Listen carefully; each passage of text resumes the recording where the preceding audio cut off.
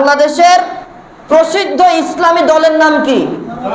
বাংলাদেশ জামায়াত ইসলামী। 1 August অবৈধ সরকার তারা আইন করে নিষিদ্ধ করল।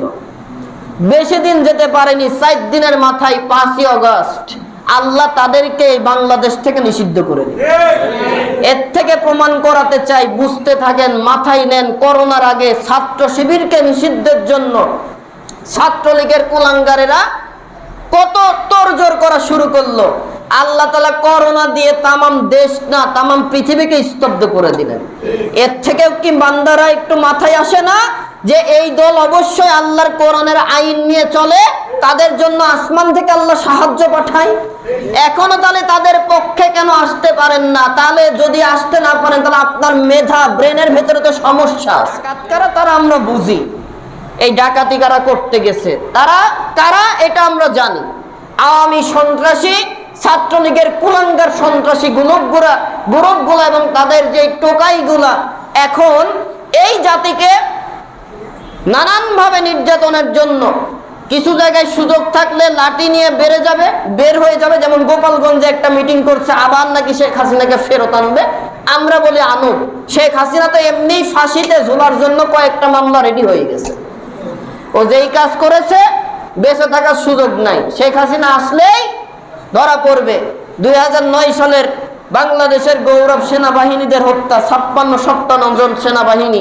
2013 সালের আলেম ওলামা মাদ্রাসার নিরীহ ছাত্রদের বুকে গরম পানি ঢেলে গুলি করে মেরে তাদের লাশটাকে গুম করে দেওয়া। 2024 সালে হাজার হাজার ছাত্রকে ইন্টারনেট বন্ধ করে হত্যা করে নানান জায়গায় গণকবর দেওয়া। এইগুলা হত্যার বিচার শুধু হাসিনা না, হাসিনার সাথে যত লোক ছিল প্রত্যেকেরই মৃত্যুদণ্ড অলরেডি আইনের মাধ্যমে হয়ে আছে।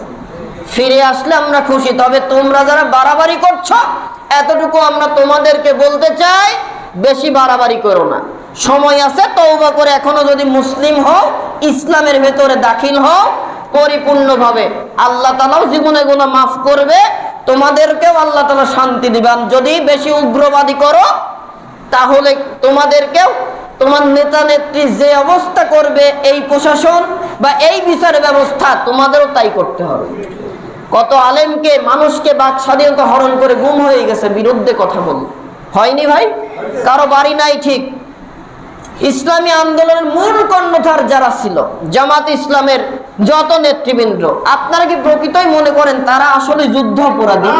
যদি যুদ্ধ অপরাধী হতো তাহলে মতিউর রহমান নিজামীর মতো একজন সফল শিল্পমন্ত্রী কোনোদিন, একজনই মাত্র বাংলাদেশের জমিনে শিল্পমন্ত্রীর দায়িত্ব পালন করেছে। নট অনলি শিল্পমন্ত্রী, সকল মন্ত্রীদের ভেতরে, এমনকি প্রধানমন্ত্রীদের ভেতরেও এই মতিউর রহমান, শহীদ মতিউর রহমান নিজামী, যিনি সাবেক জামাত ইসলামের আমির ছিলেন, শিল্প কৃষি মন্ত্রণালয়ের দায়িত্ব পালন করে একটা বছরে তাকে যেই বাজেট দেওয়া হলো, বরাদ্দ দেওয়া হলো, খরচ খরচা রেখে শিল্প কলকারখানা আল্লাহ তাআলা লাভ দেখালেন, অবশিষ্ট বাদ বাকি বরাদ্দগুলো তিনি মন্ত্রণালয় ফেরত দিয়ে দিলেন।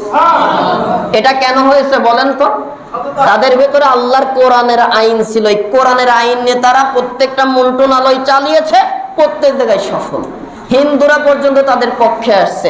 আর এখন যারা আসে চোর ডাকাত, যা আছে সব খায়, বরাদ্দ আসে, বরাদ্দ যত হবে তত তারা খাবে।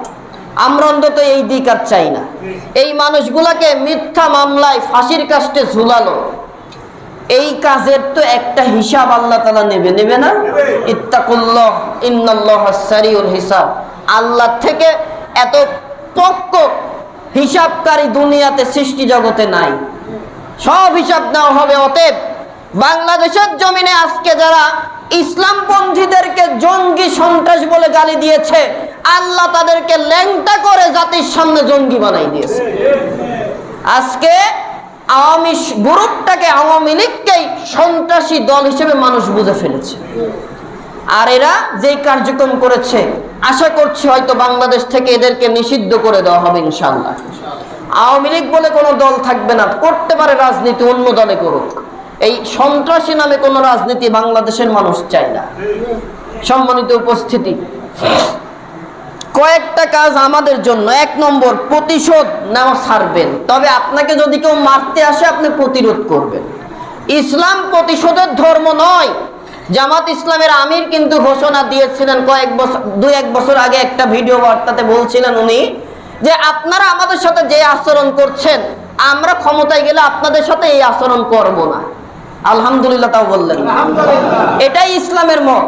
সব সময় মনে রাখেন, চেয়ারে যাবেন, মেম্বার হন, চেয়ারম্যান হন, এমপি হন, মন্ত্রী হন, রাষ্ট্রপতি, প্রধানমন্ত্রী, যেই হন না কেন, এই যে ছাত্রদের 2টা প্রতিনিধি উপদেষ্টা প্যানেলে গেছে দেখছেন তো, আসিফ আর নাহিদ, এই যে 2 জন গিয়েছে, গিয়ে নিজের ইচ্ছা মতো পরিচালনা করলে হবে না। তাদের দায়িত্ব এই জনগণের শান্তি, জনগণের যত অধিকার আছে বাংলাদেশের নিশ্চিতকরণে কাজ করা। আপনি যেই জায়গার দায়িত্বশীল সেখানে আপনার চিন্তা রাখতে হবে আপনার অধীনস্থ যত বান্দা মানুষ আছে তাদেরকে সর্বাত্মকভাবে নিরাপত্তা দেওয়া, তাদের চাহিদা পূরণ করা, সর্বাত্মকভাবে চেষ্টা করা।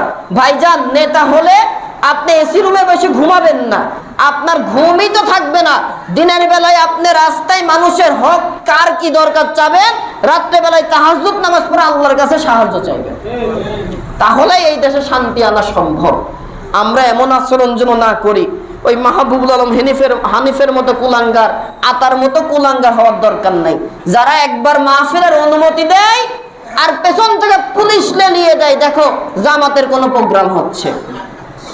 আরেকটা কথা আমি আপনাদের বলি, বাংলাদেশের প্রসিদ্ধ ইসলামী দলের নাম কি?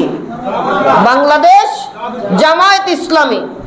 1 আগস্ট অবৈধ সরকার তারা আইন করে নিষিদ্ধ করল। বেশি দিন যেতে পারেনি, 4 দিনের মাথায় 5ই আগস্ট আল্লাহ তাদেরকে এই বাংলাদেশ থেকে নিষিদ্ধ করে দিল। এর থেকে প্রমাণ করাতে চাই, বুঝতে থাকেন, মাথায় নেন। করোনার আগে ছাত্র শিবিরকে নিষিদ্ধের জন্য ছাত্রলীগের কুলাঙ্গারেরা কত তোড়জোড় করা শুরু করলো। আল্লাহ তাআলা করোনা দিয়ে তামাম দেশ না তামাম পৃথিবীকে স্তব্ধ করে দিলেন। এর থেকেও কি বান্দারা একটু মাথায় আসে না যে এই দল অবশ্যই আল্লাহর কোরআনের আইন নিয়ে চলে, তাদের জন্য আসমান থেকে আল্লাহ সাহায্য পাঠায়? এখনো তাহলে তাদের পক্ষে কেন আসতে পারেন না? তাহলে যদি আসতে না পারেন তাহলে আপনার মেধা, ব্রেনের ভেতরে তো সমস্যা আছে, সংশোধন করতে হবে। আল্লাহ সাহায্য তখনই আসে বান্দা যখন সর্বোচ্চ জুলুমে পড়ে যায়, ধৈর্যের পরিচয় দেয়, আল্লাহ তখন তাদের জন্য আসমান থেকে প্রয়োজনে ফেরেশতা দিয়ে সাহায্য করে। জামাত ইসলামকে নিষিদ্ধ করে তারা কি আর বিরুদ্ধে মিছিল করছিল নাকি? করেছে? এবার মাঠে নামেনি, কারণ তারা আল্লাহ তাআলার প্রতি হতাশানি, কারণ তারা জানে যে এই জাতি যা করছে নিজের চেয়ারকে ঠিক রাখার জন্য অবৈধ আইন করে কাজ করছে। আর আইন মন্ত্রীর কাজই ছিল আইনের জায়গায় বসে বেআইনি কাজ করা। যা করে গেছে টেকবে না। আল্লাহ তাআলা বেশি দিন যেতে দেয়নি, 4 দিনের মাথায় 5ই আগস্ট আইন মন্ত্রীও এখন অজ্ঞাত, হাসান মাহমুদও অজ্ঞাত, আর হাসিনা তো অলরেডি দেশ থেকে পালালোই। এই বিচারটা কার কাছ থেকে আসছে? তাহলে এই দল আল্লাহ তাআলার সাহায্য পায়, অন্তত এটা থেকে আমাদের তো আর সন্দেহ থাকার কথা না। অতএব তারা যদি জনগণকে শান্তি দেওয়ার জন্য কাজ করে, যত নামাজি মানুষ আছেন এই নামাজি দলকে সর্বাত্মকভাবে টাকা দিয়ে, পয়সা দিয়ে নিজে উপস্থিত থেকে সাহায্য করা, যাতে বাংলাদেশটা সুন্দরভাবে একটি শান্তির রাষ্ট্র হয়, যেখানে একটা হিন্দু, খ্রিস্টান, বৌদ্ধ বেধর্মীরা মুসলমানের কাছে সেইভাবে থাকবে, একটা মায়ের কোলে তার শিশু বাচ্চা যেমন নিরাপদ থাকে, এই দেশের সংখ্যালঘুরা, বিরোধী পক্ষরা তাদের কাছে তেমন নিরাপদ থাকে। এটা করতে গেলে আল্লাহর কোরআনের আইন আর নবীর আদর্শ ছাড়া সম্ভব না। আমরা তাহলে সেই পক্ষে থাকবো তো ইনশাআল্লাহ। তারা আগামী দিনের কাজটা কি একটু বলেন তো ভাই? হ্যাঁ, অর্থ নিয়ে আসবেন আমাদের কুষ্টিয়ার জন্য, অন্তত কুষ্টিয়াতে অনেক ভাইয়েরা আহত। আর একটা কাজ করবেন, সম্ভব হলেই হসপিটালে যাবেন, গিয়ে যতগুলো ওয়ার্ড আছে দেখবেন তারা কি অবস্থা আছে, একটু খোঁজ খবর নেবেন। পারবেন তো ইনশাআল্লাহ? এটি একটি ইবাদত, একটি সুন্নাহ। আল্লাহ তাআলা যেন এইগুলা কাজ করার তৌফিক আমাদের দান করেন, বলেন আমিন।